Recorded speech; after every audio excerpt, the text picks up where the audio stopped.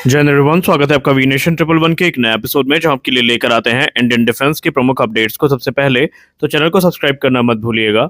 आज की इस वीडियो में हम बात करने वाले हैं ब्रह्मोस के एक नए अवतार के बारे में। भारत के सबसे खतरनाक और सबसे सफल मिसाइलों में से एक ब्रह्मोस सुपरसोनिक क्रूज मिसाइल अब और भी ज्यादा ताकतवर हो सकती है। एक ऐसी खबर सामने आई है जिसने रक्षा विशेषज्ञों और सैन्य विश्लेषकों का ध्यान अपनी ओर आकर्षित किया है। रिपोर्ट्स के अनुसार ब्रह्मोस एरोस्पेस भविष्य में 1500 किलोमीटर रेंज वाली ब्रह्मोस मिसाइल विकसित करने की संभावना पर विचार कर रही है।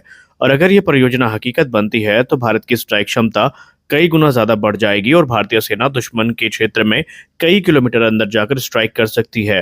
या यूं कह लें, भारत की मिसाइल पाकिस्तान में और अंदर तक जाकर स्ट्राइक करने में सक्षम बनेगी। तो सवाल ये है कि आखिरकार 1500 किलोमीटर रेंज वाली ब्रह्मोस कितनी खतरनाक होगी और क्या यह वास्तव में संभव है कि इससे भारत की सैन्य शक्ति में बदलाव आएगा। आइए इसको विस्तार से समझते हैं। देखिए, ब्रह्मोस की जब बात रही तो ब्रह्मोस भारत और रूस का संयुक्त उपक्रम का एक रिजल्ट है, जहां पर हमने एक ऐसी मिसाइल विकसित करी जो सुपरसोनिक स्पीड में ट्रैवल कर सकती है और दुश्मन के ठिकानों को नष्ट कर सकती है। जब ये पहली बार सेवा में आई थी तो उसकी रेंज तकरीबन 290 किलोमीटर थी और उस समय भारत MTCR यानी मिसाइल टेक्नोलॉजी कंट्रोल रिजीम का सदस्य नहीं था। इसी वजह से मिसाइल तकनीक और रेंज पर कई अंतर्राष्ट्रीय प्रतिबंध लागू होते थे। लेकिन वर्ष 2016 में भारत के MTCR में इंटर होने के बाद परिस्थितियां बदल गई। इसके बाद भारत को लंबी दूरी की मिसाइल तकनीकों के विकास में अधिक स्वतंत्रता मिली और ब्रह्मोस की रेंज बढ़ाने का रास्ता भी खुल गया। पिछले कुछ वर्षों में ब्रह्मोस लगातार सुधार से गुजर रही है। नई तकनीकों, बेहतर ईंधन प्रबंधन और उन्नत नेविगेशन सिस्टम की मदद से अब इसकी रेंज धीरे धीरे बढ़ाई गई है और आज ब्रह्मोस का जो विस्तारित संस्करण है वो 800 किलोमीटर तक स्ट्राइक करने में सक्षम है। और इस सब का प्रमाण हमने हाल ही के ऑपरेशन सिंदूर में देखा था। सबसे महत्वपूर्ण बात यह है कि रेंज बढ़ने के बावजूद भी इसकी सुपरसोनिक गति बरकरार है। जहां अधिकांश क्रूज मिसाइलें सबसोनिक गति से उड़ती हैं, वहीं ब्रह्मोस लगभग मैक 2.8 से मैक 3 की गति में उड़ान भरती है और यही इसकी सबसे बड़ी ताकत है। हाल ही में ब्रह्मोस एरोस्पेस के CEO और managing director doctor Jayatirtha Raghavendra Joshi ने संकेत दिए कि 1500 किलोमीटर रेंज वाली ब्रह्मोस कंपनी के दीर्घकालिक विजन का हिस्सा है। हालांकि उन्होंने स्पष्ट कर दिया कि ये फिलहाल कोई सक्रिय विकास कार्यक्रम नहीं है, यानी अभी इसका निर्माण शुरू नहीं हुआ, लेकिन भविष्य में इसे विकसित किया जा सकता है। सिर्फ इस बयान से रक्षा जगत में एक नई चर्चा शुरू हो गई है, क्योंकि अगर भारत 1500 किलोमीटर रेंज वाली सुपरसोनिक क्रूज मिसाइल बना लेता है तो यह विश्व की सबसे प्रभावशाली मिसाइल्स में एक हो सकती है। अब कल्पना कीजिए कि किसी मिसाइल की रेंज 1500 किलोमीटर हो और वो सुपरसोनिक गति से उड़ रही हो और दुश्मन के लिए उसको रोकना बहुत मुश्किल हो।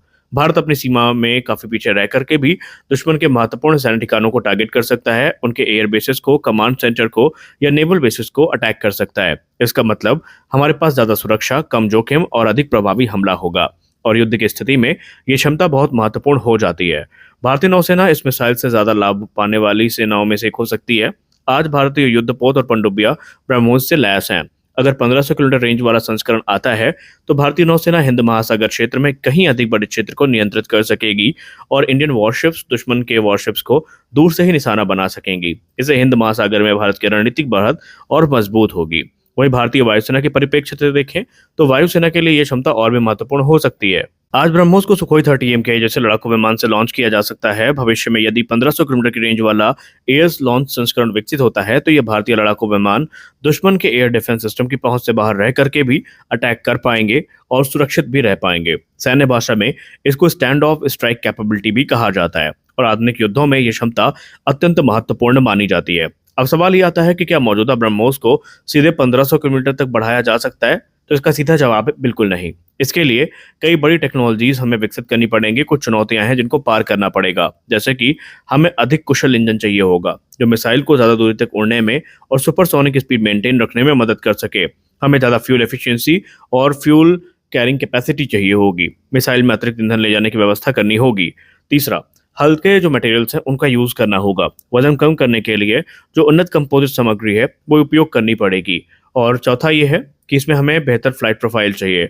मिसाइल को ऐसे उड़ाना होगा जिससे ईंधन की खपत कम हो और इसके अलावा हमें आधुनिक नेविगेशन सिस्टम भी चाहिए होंगे जिनकी सहायता से हम एक्यूरेसी को बिना कॉम्प्रोमाइज किए अटैक कर सकें।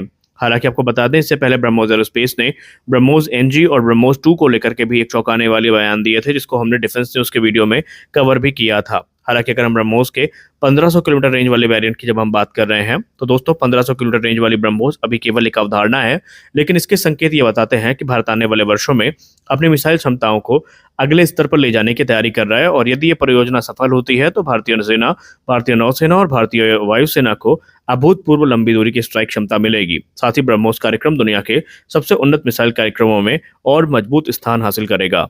तो आप बताइए, क्या भारत को 1500 किलोमीटर रेंज वाली ब्रह्मोस विकसित करनी चाहिए? आप अपनी राय कमेंट सेक्शन में जरूर दें। मिलते हैं अगले वीडियो में, तब तक के लिए जय हिंद।